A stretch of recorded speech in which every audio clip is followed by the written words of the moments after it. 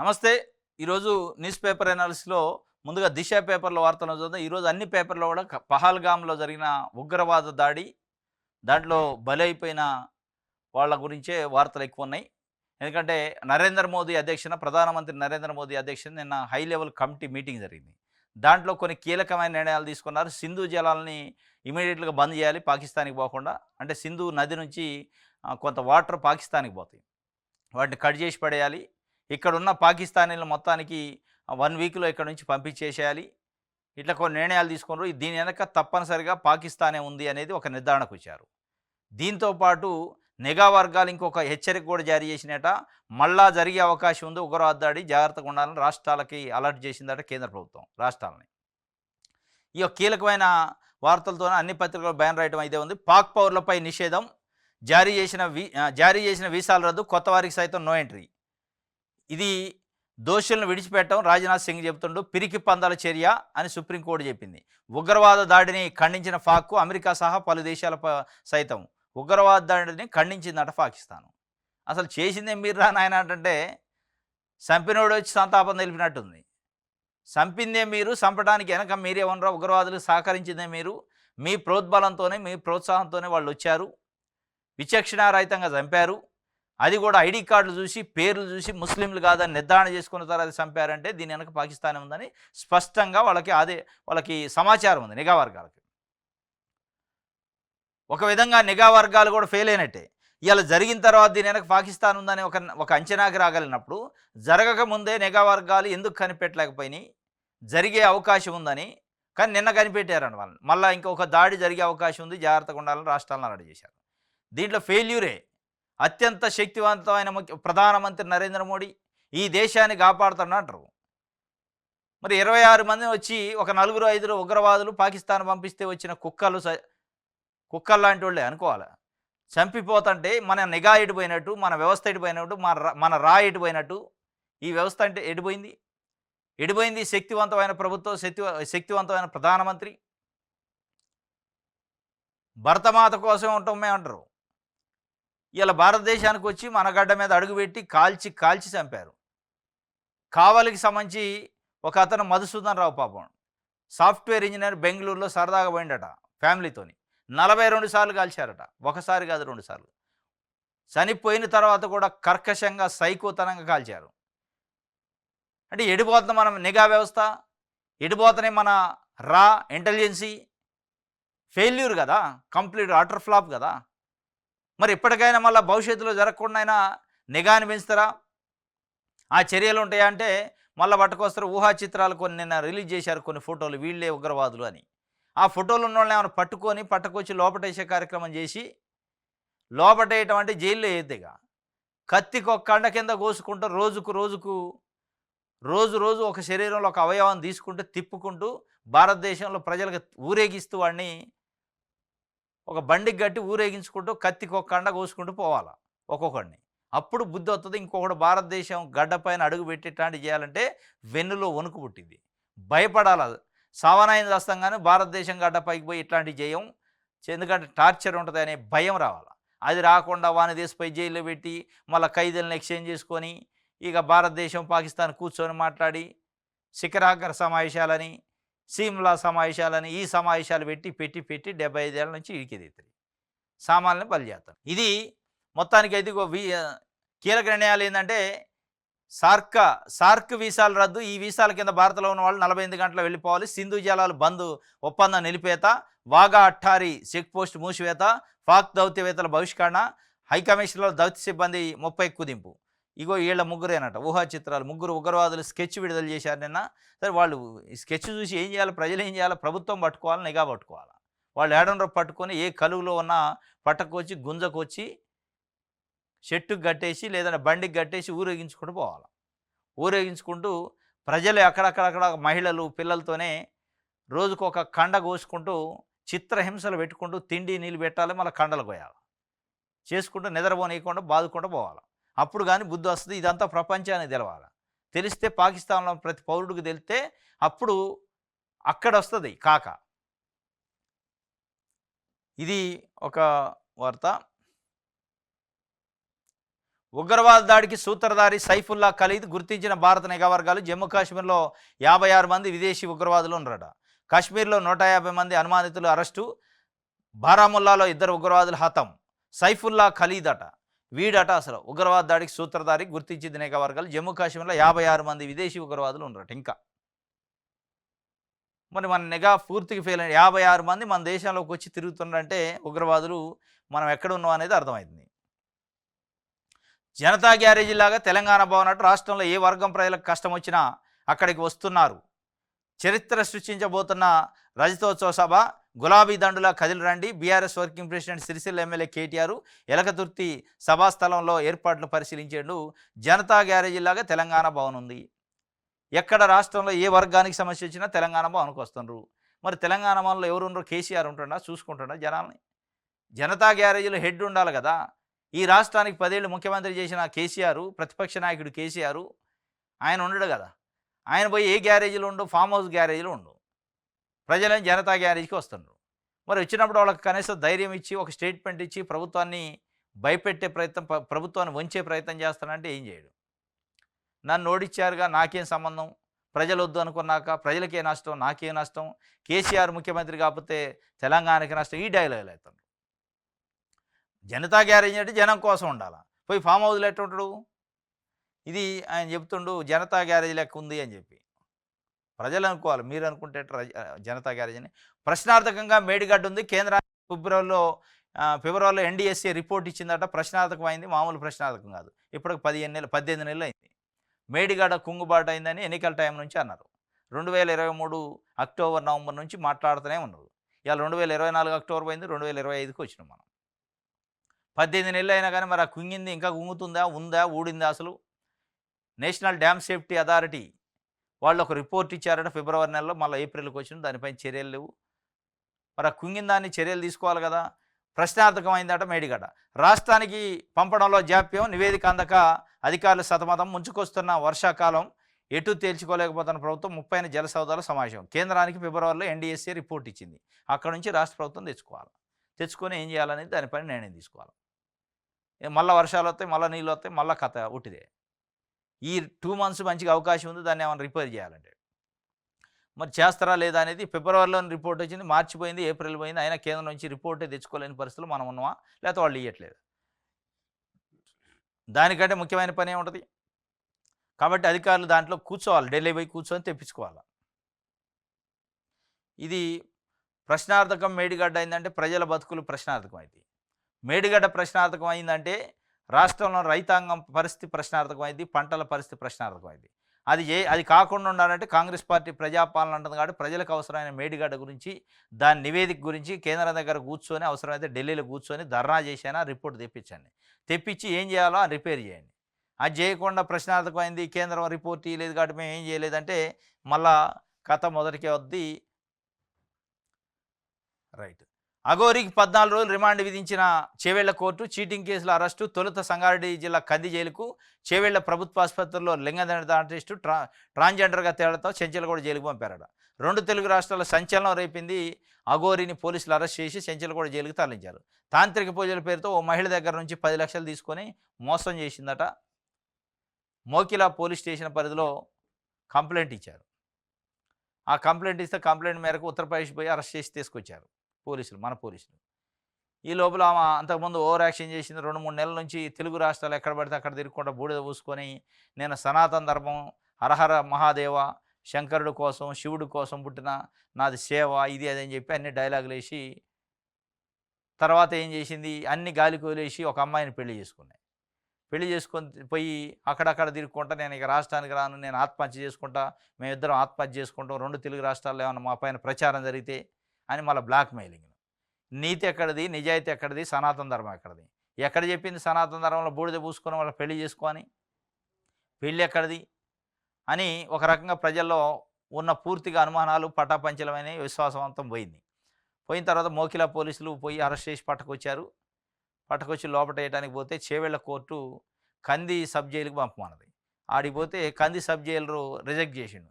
అసలు ఏమేంది, మహిళ, పురుషుడా, ట్రాన్స్జెండరా, ఏది తెలియకుండా ఏ జైల్లో పెట్టాలి నేను? ఎందుకంటే పురుషులకి సపరేట్, మహిళలకు సపరేట్ ఉంటాయి జైలు. ఎందులో పంపించాలి, మళ్ళీ అక్కడ ఏదైనా జరిగితే ఇష్యూ అయిద్దని రిటర్న్ చేస్తే అప్పుడు మళ్ళీ జడ్జి గారి దగ్గర పోయి మెడికల్ ఆఫీసర్కి ఎండార్ చేయించుకొని మెడికల్ ఆఫీసరు నిర్ధారణ చేసిండట ట్రాన్స్జెండర్ అని. మొత్తానికి అఘోరి ట్రాన్స్జెండరు. అక్కడ నుంచి చెంచలగూడ జైలుకి పంపారు. ఇది ఒక్క కథ అయితే. ఆమె మ్యారేజ్ చేసుకున్న శ్రీవర్షిణి విజయవాడకు సంబంధించి, ఆమె వాళ్ళ పేరెంట్స్ వచ్చి వాడు జైలుకి పోయింది కదా మేము తీసుకుపోతాం రా అంటే రానందట. ఆమెను గవర్నమెంట్కి సంబంధించిన ఒక హోమ్లో పెట్టారట. అది పరిస్థితి. ఇది అఘోరి కథ అయితే ముగిసింది. తీసిపోయి లోపటేశారు. మళ్ళీ బయటకు వచ్చాక మళ్ళీ ఏం రచ్చ ఉంటుందో చూడాలి. వెలుగు పేపర్లో హైదరాబాద్ ఎమ్మెల్సీ ఎన్నికల్లో 78.57% పోలింగు. 112 మందికి గాను ఓటేసింది 88 మంది. మొత్తం 24 మంది ఓటేలే. అంటే 24 బీఆర్ఎస్ వాళ్ళు ఉన్నారు. బీఆర్ఎస్ బైకాట్ చేసింది. బీఆర్ఎస్ వాళ్ళు ఒకళ్ళు కూడా ఓటేలే. మొత్తం 88 మెంబర్సే వేశారు. మొత్తం 24 మెంబర్సు గైరాజరయ్యారు. రిజల్ట్ వస్తుంది. ఇక ఎంఐఎంఏ గెలిచే అవకాశం ఉన్నట్టుంది నాకు తెలిసి. ఎందుకంటే వాళ్ళకి సంఖ్య ఉంది. 50 ఎంఐఎంఏ ఉన్నాయి సీట్లు. 14 కాంగ్రెస్ పార్టీ ఉంది. ప్రభుత్వ స్కీములు జనంలోకి తీసుకెళ్ళండి. తెలంగాణలో గుజరాత్ మోడల్ పార్టీ నిర్మాణం మోనాక్షి నటరాజన్ చెప్పారు. రాష్ట్రంలో పార్టీ ప్రక్షాళనకు 3 టాస్కులు చేయాలట. పిసిసి చీఫ్ మహేష్ కుమార్ గౌడ్ గాంధీభవన్లో పిసిసి అబ్జర్వర్లతో మీటింగ్ జరిగింది. ఆ మీటింగ్లో చెప్పారు రోల్ మోడల్ ఇవ్వాలి, ప్రభుత్వ స్కీములు ప్రజల్లోకి తీసుకెళ్ళాలి అని చెప్పి మేడం చెప్పింది. కానీ ప్రభుత్వ స్కీములు ప్రజల్లోకి తీసుకెళ్ళేటట్టు అనిపించలే. ప్రతి స్కీము సరే అటు ఆగమాగం అర్ధ భాగం చేశారు. సగం చేసి వదిలేశారు. ఏమని ప్రజల్లోకి తీసుకెళ్తారు? కాంగ్రెస్ ఎంపీలతో విడివిడిగా పెట్టి జనం నుంచి వస్తున్న స్పందనపై మీనాక్షి ఆరా తీశారట కాంగ్రెస్ ఎంపీలని. ఏ ఆరా తీసినా ప్రజల్లో అయితే యాంటీ స్టార్ట్ అయింది. ఆ యాంటీకి సంబంధించి ఎందుకు స్టార్ట్ అయిందంటే వాస్తవంగా పనులు చేశారు. 21,022 కోట్ల రూపాయలు రైతు రుణమాఫీ చేశారు స్టేట్ హిస్టరీలో మొట్టమొదటిసారి. కానీ దాన్ని వాడుకున్నారా? దాన్ని జనంలోకి తీసుకోగలిగారా అంటే ఫెయిల్యూరు. రైతు రుణమాఫీ విషయంలో, రైతు భరోసా విషయంలో రెండింటిలో ఫెయిల్ అయ్యారు. 6 గ్యారెంటీల్లో కంప్లీట్ ఫెయిల్ అయిపోయారు. ఫెయిల్ కావడానికి కారణం ఏంటంటే ప్రభుత్వ అసమర్థత. ప్రచారం చేసుకోవడంలో, ఇంప్లిమెంటేషన్లో 100% సక్సెస్ కాలేకపోయింది. దానివల్ల ఫెయిల్ అయ్యారు. ఇది ప్రభుత్వ స్కీములను అయితే ప్రజల్లోకి తీసుకెళ్లాలంటుంది. తీసుకెళ్లే పరిస్థితి లేదు కాబట్టి వాళ్ళు తీసుకెళ్ళట్లేదు. 65 దాటితే నో పదవట. గ్రామ బ్లాక్ స్థాయిలో పదవుల్లో యువతకు ప్రాధాన్యం. కాంగ్రెస్ పార్టీ కీలక నిర్ణయం. పిసిసి ప్రక్షాళనకు రోడ్ మ్యాపు. రాష్ట్ర కార్యవర్గ నుంచి గ్రామ స్థాయి వరకు మార్పులు. 10 ఏళ్లకు పైగా పార్టీకి సేవ చేసిన వారికే ఛాన్సు. జిల్లాకు 2 చొప్పున పరిశీలకులు. రాష్ట్ర స్థాయిలో పరిశీలకుల సమావేశానికి ఆలస్యంగా వచ్చిన వారిపై వెంటనే వేటు. ఇది షెడ్యూల్. 65 సంవత్సరాలు దాటితే పదవులు లేవట. మరి చాలామంది ఉన్నారు 65 సంవత్సరాలు దాటిన వాళ్ళు. వాళ్ళందరూ పక్కకు పెడతారేమో. జానారెడ్డి, విహెచ్, తర్వాత జీవన్ రెడ్డి, వీళ్ళందరూ పక్క పెట్టే కార్యక్రమం ఇది చేస్తున్నట్టుంది 65 సంవత్సరాల పేరుతోని. ఇగో విహారానికి వెళ్ళి ఉగ్రదాడికి గురైండట. భార్య పిల్లలతో గడుపుదామని పోయిండు పాపం మధుసుందర్రావు. కావలి, పొడిశ్రాముల జిల్లా, నెల్లూరు జిల్లాకు సంబంధించి కావలి. బెంగళూరులో సాఫ్ట్వేర్ ఇంజనీర్ చేస్తారట. భార్య పిల్లలతో పోయిండు, అక్కడ బలైపోయిండు. 42 సార్లు కాల్చి చంపారట. 42 టైమ్స్. మామూలు విషయం కాదు. వాళ్ళ పైచాచిక ఆనందం ఎంత ఉందో చూడొచ్చు. ఇంకోటి కాశ్మీర్లో ఇంకా తెలుగు ప్రజలు అక్కడ చిక్కుకొని ఉన్నారు. మెదక్ వాసులు కొంతమంది దానికి సంబంధించిన ఫోటో బయటకు వచ్చింది. కాశ్మీర్లో హోటల్స్లో అక్కడ ఉన్నారు. వాళ్ళు భయంతో బిక్కిన అంటున్నారు. వాళ్ళని పట్టుకొచ్చే కార్యక్రమం కూడా ప్రభుత్వాలు తీసుకోవాలి స్పీడ్గా. ఎందుకంటే మళ్ళా ఏదో ఉగ్రవాదాడి మళ్ళా ఉందంటున్నారు. మళ్ళీ గిట్లా ఉందనుకో మళ్ళీ బలైపోతారు. కేసీఆర్ మాటే గుండె ధైర్యం అట. గులాబీ జెండానే తెలంగాణకు భరోసా అని కేటీఆర్ చెప్తుండ్రు. ఆయన ప్రసంగం వినేందుకు ప్రజల ఆరాటం. మహాసభకు స్వచ్ఛందంగా వస్తున్నామంటున్నారు. జనతా గ్యారేజ్ తరహాలో తెలంగాణ భవన్ చరిత్రలో నిలిచేలా రజతోత్సవ సభ నిర్వహిస్తాం. 60 లక్షల గులాబీ దండుకు ఇదే నా ప్రార్థన. అందరం బయలుదేరి మహాసభకు తరలేలా కాంగ్రెస్ సర్కార్ తరలాలి. కాంగ్రెస్ సర్కార్ కరెంటు మీద నమ్మకం లేకనే మహాసభకు 200 జనరేటర్లు ఏర్పాటు చేస్తున్నాం. బీఆర్ఎస్ వర్కింగ్ ప్రెసిడెంట్ కేటీఆర్ ఎలకతుర్తిలో మహాసభ ఏర్పాట్లు పరిశీలించాడు. కేసీఆర్ మాట వినాలని, ఆయన మాట వింటే గుండె నిండా ధైర్యం వస్తుందని ప్రజలు చెప్తున్నారు. కేసీఆర్ మాటలు వింటే కాంగ్రెస్ అరాచక పాలన అంతమవుతుందనే భరోసా కలుగుతుందంటున్నారు. బీఆర్ఎస్ రజతోత్సవ సభకు మేము వస్తామని ప్రతి నియోజకవర్గం నుంచి స్వచ్ఛందంగా కలుగుతున్నారు. కేసీఆర్ మాట వినటానికైతే గుండె ధైర్యం ఉంటుందా లేదా పక్కన పెడితే, మాట అయితే వినటానికి చాలామంది ఉత్సాహం చూపుతారు, అటెన్షన్ వస్తుంది. ఆ వరంగల్లో కేసీఆర్ ఏం మాట్లాడతారని కొన్ని లక్షల మంది 1000 కాళ్లతోనే ఎదురు చూస్తున్నారు. ప్రభుత్వం పైన ఏమేమి విమర్శలు చేస్తారు, మళ్ళా రాబోయే కాలంలో రాబోయే రాజకీయాలపైన ఏం మాట్లాడతారు, కాంగ్రెస్ పార్టీ బీజేపీ పైన ఏం కామెంట్ చేస్తారు, ముఖ్యమంత్రి రేవంత్ రెడ్డి పైన ఏం కామెంట్లు చేస్తారు, ప్రజల గురించి ఏం మాట్లాడతారు అనే అంశం పైన అయితే చాలా అన్ని వర్గాల్లో ఒక ఉత్సాహం ఉంది. ఏం చేస్తారని క్యూరియాసిటీ అయితే ఉంది. చూడాలి ఏం చేస్తారు. పరిహారానికైతే పైసలు లేవంటూనే ప్రచారానికి 28 కోట్లు దుబారా. రైతులకు పరిహారం ఇచ్చేందుకు సర్కారు ససేమిరా. అకాల వర్షాలతో 30,000 ఎకరాల్లో పంట నష్టం. ఎకరానికి 10,000 ఇస్తామన్న ప్రభుత్వం నెల గడిచినా పైసా ఇవ్వని రేవంత్ రెడ్డి సర్కార్. చెయ్యని రుణమాఫీ ఇవ్వని రైతు భరోసాపై ఊరూరా ప్రచారం దిగిన ప్రభుత్వం. ఫ్లెక్సీల ఏర్పాటుకి 25 కోట్లు విడుదల. కాంగ్రెస్ ప్రభుత్వ తీరుపై రైతుల ఆగ్రహం. ఇది పరిహారానికి డబ్బులు ఉండవు. ఎవరికన్నా పేదోడికి సాయం చేయాలంటే పైసలు లేవు. ఏంటంటే కేసీఆర్ అప్పులు చేసిపోయిండు. కానీ ఫ్లెక్సీలు పెట్టడానికి 25 కోట్లు అయితే రిలీజ్ చేశారు. దేని ఫ్లెక్సీలు అంటే రైతు రుణమాఫీ అయిన వాళ్ళ జాబితా అట, రైతు భరోసా ఇచ్చిన వాళ్ళ జాబితా. ఆ జాబితా నువ్వు ఇచ్చేది ఏంది ఆడ జనాలకే తెలిసింది. వాళ్ళ అకౌంట్లోనే పడ్డా. రైతు రుణమాఫీ వచ్చిన వాడికి రైతుకి తెలిసా, రైతు భరోసా వచ్చిన రైతుకి తెలిసా. ఇక నువ్వు ఫ్లెక్సీ పెట్టేది దేనికి? రానోడు కోపరాటానికి. రైతు రుణమాఫీ రైతు భరోసా రానోడికి ఈ ఫ్లెక్సీలో పేర్లు చూసి కాంగ్రెస్ పార్టీ సంగతి చూడాలని ఒక ప్రెస్టేజ్ కోపరాటానికి పెట్టడం తప్ప ఏం ఉపయోగం లేదు దీంట్లో. 25 కోట్లు దుబారా చేస్తానట ఖర్చులు. రైట్. ఆంధ్రజ్యోతి. సింధు జలాలు బంద్. 1960 నాటి సింధు జలాల ఒప్పందం అమలు నిలిపేసిన భారత్. మొన్న జరిగిన పహల్గామ్లో జరిగిన ఉగ్రవాద దాడి సందర్భంగా పాకిస్తానే దీని వెనకుందనేది నిర్దిష్టంగా వాళ్ళకి సమాచారం ఉంది. దాంతో సింధు జలాలు 1960లో ఒక ఒప్పందం ఉంది, సింధు జలాలు పాకిస్తాన్కి ఇచ్చేటట్టు. ఆ ఒప్పందాన్ని ప్రకారం ఇస్తూనే ఉన్నారు ఇప్పటిదాకా. ఇప్పుడు బంద్ చేసి పడేశారు మొత్తాన్ని. బంద్ చేయటమే కాదు, ఇక్కడ ఉన్న పాకిస్తానీల మొత్తాన్ని 1 వీక్లో వెళ్ళిపోవాలి భారతదేశం విడిచిపెట్టి, లేదంటే ఊకో అని చెప్పారు. ప్లస్ అక్కడ నుంచి అక్కడికి ఇచ్చే వీసాలు కూడా రద్దు చేసి పడేశారు. అది పాకిస్తాన్ హైకమిషనర్ కార్యాలయంలో 55 మంది సిబ్బంది ఉంటారట, వాటి 30 మందికి కుదించారు. మొత్తాన్ని వెనక్కి పంపిస్తారట. ఈ నిన్న కొన్ని కీలకమైన నిర్ణయాలు మోదీ అధ్యక్షతన జరిగిన మీటింగ్లో తీసుకున్నారు. ఇంకోటి ఊహా చిత్రాలు రిలీజ్ చేశారు, ఫోటోలు ఉగ్రవాదులకు సంబంధించి. ఈ ఫోటోలు చూసి ప్రజలు ఏం చేయలేరు, కానీ ప్రభుత్వం చేయాలి అని చేస్తే.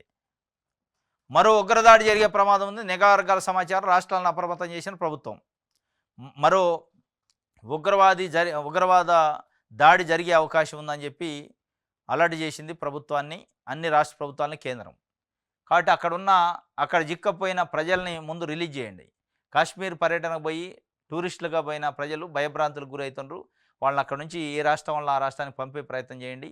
మరో ఉగ్రవాద జరిగే ప్రమాదం ఉందని మీరే చెప్తున్నారు. కాబట్టి జగ్గారెడ్డి కుమార్తె నిశ్చితార్థ వేడుకల్లో సీఎం. సంగారెడ్డిలో కార్యక్రమానికి హాజరైన ముఖ్యమంత్రి, డిప్యూటీ సీఎం బట్టి, మంత్రులు దామోదర, కోమటిరెడ్డి, సురేఖ, ఉత్తమ్ కూడా అతిథులకు జగ్గారెడ్డి దంపతులు ఆత్మీయ స్వాగతం పలికారట. సంగారెడ్డి మాజీ MLA Jaggareddy TPC working president, వాళ్ళ కూతురు జయారెడ్డి నిశ్చితార్థం జరిగింది నిన్న సాయంత్రం సంగారెడ్డిలో. దానికి ముఖ్యమంత్రి రేవంత్ రెడ్డి గారు జపాన్ పర్యటన నుంచి ఎయిర్పోర్ట్కి వచ్చి, ఎయిర్పోర్ట్ నుంచి డైరెక్ట్ ఇంటికి పోకుండానే అక్కడ పోయిండు. ముఖ్యమంత్రితో పాటు డిప్యూటీ సీఎం బట్టి విక్రమార్క, దామోదర రాజనరసింహ, కోమటిరెడ్డి, ఉత్తమ్ కుమార్ రెడ్డి వీళ్ళంతా పాల్గొన్నారు. కొండా సురేఖ వీళ్ళంతా పాల్గొని వాళ్ళకి ఆశీర్వాదం ఇచ్చి వచ్చారు. దానికి సంబంధించి ఒక వార్తనిచ్చారు. టీపీసీసీ వర్కింగ్ ప్రెసిడెంట్ జగ్గారెడ్డి కుమార్తె జయారెడ్డి గుణ చైతన్య రెడ్డిల వివాహం నిశ్చితార్థం వేడుక బుధవారం సంగారెడ్డి జరిగింది. ఈ కార్యక్రమానికి ముఖ్యమంత్రి రేవంత్ రెడ్డి హాజరయ్యారు. జపాన్ పర్యటన ముగించుకొని బుధవారం రాత్రి హైదరాబాద్ వచ్చిన ఆయన నేరుగా సంగారెడ్డిలోని రామ్నగర్ బస్తీకి వచ్చారు. రామ్ మందిర్లో పూజలు చేసిన అనంతరం కాబోయే వధువరులను ఆశీర్వదించారు. నిశ్చితార్థ వేడుకకు స్పీకర్ గడ్డం ప్రసాద్, డిప్యూటీ సీఎం బట్టి, మంత్రులు ఉత్తమ్ కుమార్ రెడ్డి, కోమటిరెడ్డి వెంకటరెడ్డి, కొండా సురేఖ, దామోదర రాజనరసింహ, టీపీసీ చీఫ్ మహేష్ కుమార్ గౌడ్, ప్రభుత్వ సలహాదారు వేం నరేందర్ రెడ్డి, ఎంపీ సురేష్ షెట్కర్, రాహుల్ గాంధీ వ్యక్తిగత కార్యదర్శి జేజు, ఏఐసీసీ కార్యదర్శి విశ్వనాథ్, కాంగ్రెస్ సీనియర్ నేతలు విహెచ్, కుసుమ్ కుమార్, సంపత్ కుమార్, వంశీ ఇట్లా అందరూ పాల్గొన్నారట. మొత్తానికి అంగరంగ వైభవంగా జరిగింది జగ్గారెడ్డి కుమార్తె నిశ్చితార్థం. దానికి సంబంధించి ముఖ్యమంత్రి హుటాహుటిన ఆయన ఊహించుకోలేదని, మామూలుగా ఆయన వస్తారని కూడా ముందు సమాచారం లేదట. డైరెక్ట్గా జపాన్ నుంచి వచ్చిండు, ఎయిర్పోర్ట్లో దిగి డైరెక్ట్గా వెళ్ళిపోయిండట. ఆయనతో పాటు మొత్తం మంత్రులు అందరూ వచ్చారు. దానికి సంబంధించి ఒక వార్తనిచ్చింది. పార్టీ నిర్మాణంలో సామాజిక న్యాయం ఉండాలి, తద్వారా ఇతర రాష్ట్రాలకు ఆదర్శంగా నిలుద్దాం. బీజేపీ ఆర్ఎస్ఎస్ల సిద్ధాంతానికి ప్రాధాన్యం ఇవ్వాలి.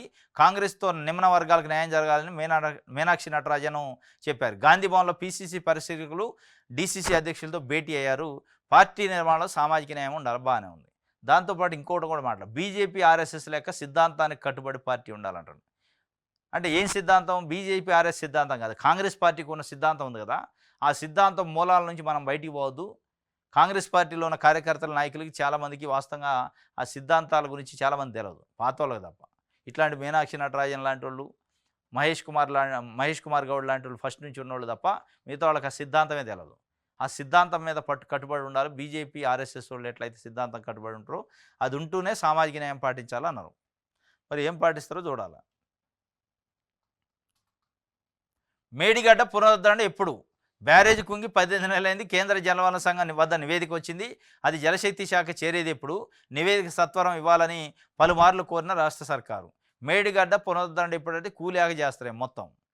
ఎన్డీఎస్ఏ రిపోర్ట్ ఇచ్చిందంటే ఫిబ్రవరిలోనే కేంద్ర ప్రభుత్వానికి. అది జలవనరుల శాఖ దగ్గర ఉంటుంది. అది తెచ్చుకోవాలి మనోళ్ళు పోయి. తెచ్చుకొని ఏం చేయాలనో దానికి పునరుద్ధరణ కార్యక్రమానికి సంబంధించి రిపేరు ఏం చేయాలో చేయాలి. చేయకపోతే మళ్ళీ వరద వస్తుంది. మళ్ళీ వర్షాకాలం దగ్గరకు వస్తూనే ఉంది. ఇంకో 2 నెలలు అయితే. అయినా కానీ దానిపైన ఇక రిపేర్ ఎప్పుడని మనం ఎదురు చూడాల్సిన పరిస్థితి. రైట్, ఈనాడు చూద్దాం. కొత్త జంటలను చిదిమేశారు. భార్యల కళ్ళ ఎదుటే భర్తల కాల్చివేత. నిర్దాక్షిణ్యంగా వ్యవహరించిన ముష్కర్లు. ఇక వాళ్ళు మనుషులు కాదు కదా. నిర్దాక్షిణ్యంగా వ్యవహరించకపోతే వాడు ఉగ్రదాడి చేసేటోడికి మానవత్వం ఎందుకు ఉంటుంది? మానవత్వం ఉన్నవాడు అయితే అట్లా ఎందుకు కాల్తాడు? వాడు నిజంగా అక్కడ మనిషి లెక్కనో మనిషి లెక్కనో అన్నం తినేటోడి లెక్కనో ఆలోచిస్తే కాల్చడు. వాడు ఉగ్రవాది కదా. కాబట్టే ఇక వాడికి ఏమి ఉండదు, అన్నీ వదిలేశారు. అట్లే వాళ్ళు దొరికినప్పుడు కూడా మనం కూడా అన్నీ మనుషులు మానవతా విలువలు వదిలేసి చిత్రహింసలు పెట్టి చంపాల. ఇది ఈనాడుకు సంబంధించి. ఇది ఈరోజు న్యూస్ ఛానల్స్. రేపు తాజా వార్తలతో తిరిగి కలుసుకుందాం. Thank you.